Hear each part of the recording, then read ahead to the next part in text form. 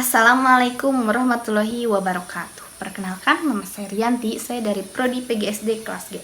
Di sini saya akan memaparkan resume materi ngaji filsafat bersama Dr. Fahrudin Faiz MAG tentang filosofi pendidikan anak oleh Ki Hajar Dewantara. Di sini saya sudah meresum materi yang sudah saya tonton di YouTube. Sebagian besar mungkin saya akan membaca karena saya jujur tidak ingat semuanya gitu. Jadi pasti saya akan tunduk untuk melihat hasil rangkuman yang saya tulis. Filosofi pendidikan anak yang pertama yaitu kritik model perintah hukuman. Dasar pendidikan di barat yaitu ada perintah, hukuman, dan ketertiban. Ki Hajar mengkritik kenapa pendidikan yang dasarnya hanya perintah dan hukuman dampaknya tidak terlalu positif. Dampak yang pertama akan membuat seseorang setelah dewasa tidak bergerak kalau tidak dipaksa dan tidak ada yang memerintah. Kenapa bisa seperti itu? Karena mentalnya terbentuk dari kecil begitu atau tidak dibiasakan berinisiatif sendiri. Padahal justru puncaknya ketertiban yaitu kesadaran bukan keterpaksaan. Dampak kedua, karena terbiasa dituntun, dia tidak berkembang. Biasanya yang seperti ini menumpulkan budi pekertinya dan tidak kreatif. Dampak ketiga, yaitu orang yang tidak percaya sebelum ada fakta dan buktinya. Kalau bahasa psikologinya, otak kirinya yang jadi andalan, otak kanannya tidak terlalu canggih.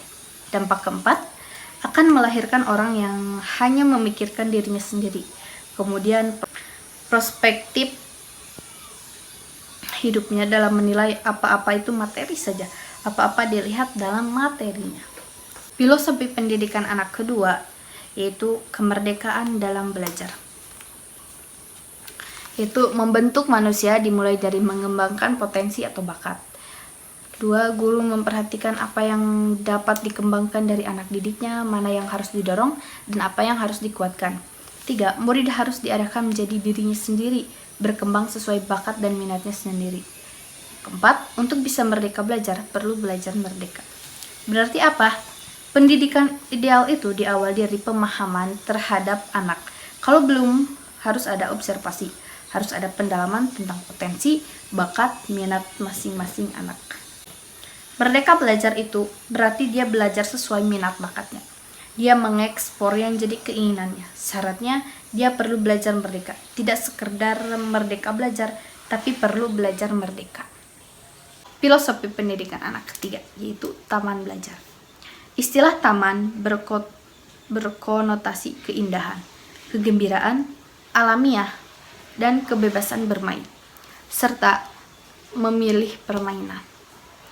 Dalam taman terkandung hak anak untuk bermain sesuai keinginannya dan tanggung jawab orang tua untuk mengawasi dan mengarahkan agar anak tidak melakukan permainan yang berbahaya. Yang paling utama, istilah taman itu terkandung hak anak untuk main sesuai keinginannya. Jadi bukan orang tuanya yang milih, karena peran orang tua itu hanya mengawasi dan mengarahkan anak agar tidak melakukan hal yang berbahaya. Yang keempat ada orientasi Tri Rahayu. Istilah rahayu memiliki akar kata hayu yang berarti kecantikan, kesentosaan, dan kebaikan. Makna rahayu berkaitan dengan kesentosaan atau kesejahteraan, yakni kesentosaan tingkah laku, kesentosaan pengetahuan, dan kesentosaan alam. Ada 3 orientasi Tri Rahayu, yaitu memayu hayuning sarira, memayu hayuning bangsa, dan memayu hayuning bawana. Filosofi yang kelima yaitu sistem Among. Momong, merawat dengan penuh kasih sayang, menanamkan kebiasaan-kebiasaan baik. Among memberi contoh tentang baik dan buruk tanpa harus memaksa atau mengambil hak anak. Ngemong, mengamati, merawat, menjaga agar anak mampu mengembangkan dirinya, bertanggung jawab, dan disiplin berdasarkan nilai-nilai yang dimiliki sesuai kodratnya. Among sistem kita yaitu menyokong kodrat alamnya anak-anak yang kita didik agar dapat mengembangkan hidupnya lahir dan batin menurut kodratnya sendiri. Filosofi pendidikan anak yang keenam, relevan dengan kehidupan dan nilai budaya anak. Secara umum, konsep pendidikan harus relevan dengan garis hidup dan budaya anak, guna menyadarkan dan memahamkan anak tentang kehidupannya, sehingga bisa mengangkat martabat bangsa. Ada 3 nilai budaya anak, yaitu niteni, niroke, nambahi. Niteni itu mengingat-ingat, niroke itu meniru, dan nambahi itu yang menambah. Filosofi pendidikan anak yang ketujuh ada cipta, rasa, karsa. Pendidikan harus bisa meningkatkan daya cipta, daya rasa, dan daya karsa. Harus juga humanisasi. Humanisasi yaitu proses menjadikan manusia sebagai manusia. Ada ngerti, ngerasa, ngelakoni. Ngerti itu paham daya rasional. Ngerasa itu yang apeksinya jalan, nuraninya hidup, daya empatinya jalan. Ngelakoni yaitu menjalankan. Filosofi yang ke-8 yaitu ada 3 pusat pendidikan. Pikir Hajar itu ada 3, yaitu keluarga, perguruan, pergerakan pemuda. Keluarga mendidik budi pekerti dan laku sosial.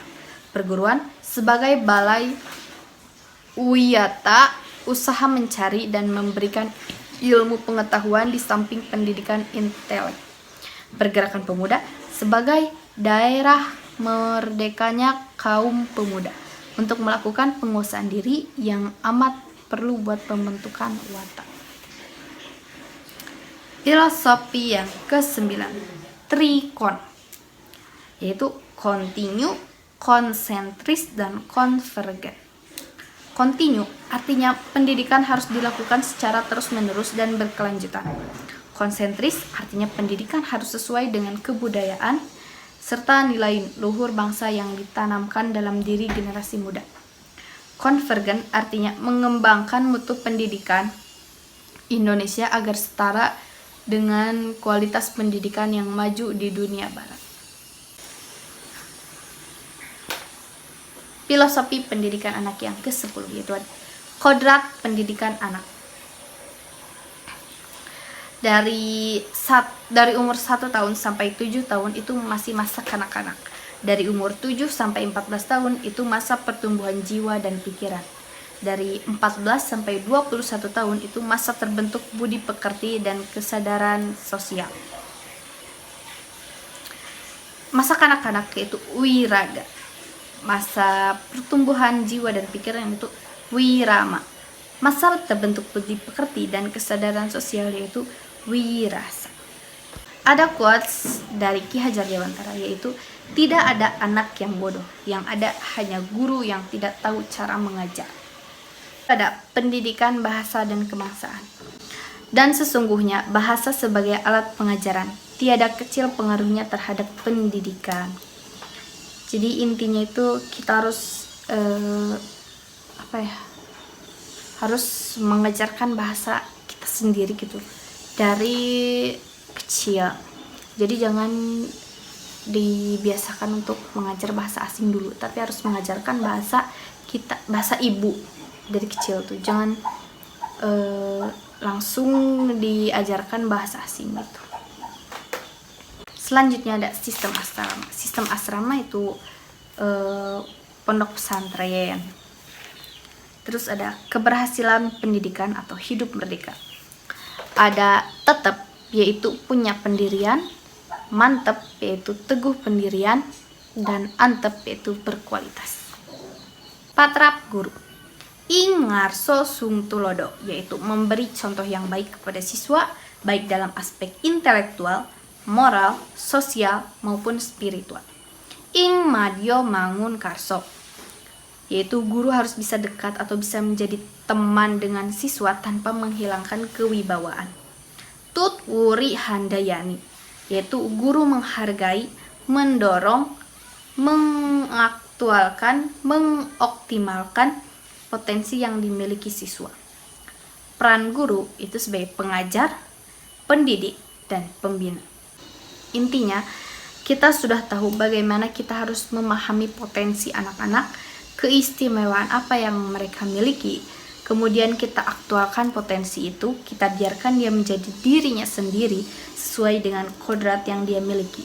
Ini termasuk prinsip kemerdekaan, seperti yang sudah tadi disebutkan di awal. Quotes terakhir Ki Hajar Dewantara yaitu, setiap orang menjadi guru, setiap rumah menjadi sekolah. Sekian resume materi yang saya dapat dari Ngaji Filsafat bersama Dr. Fahrudin Faiz MAG tentang filosofi pendidikan anak oleh Ki Hajar Dewantara. Wassalamualaikum warahmatullahi wabarakatuh.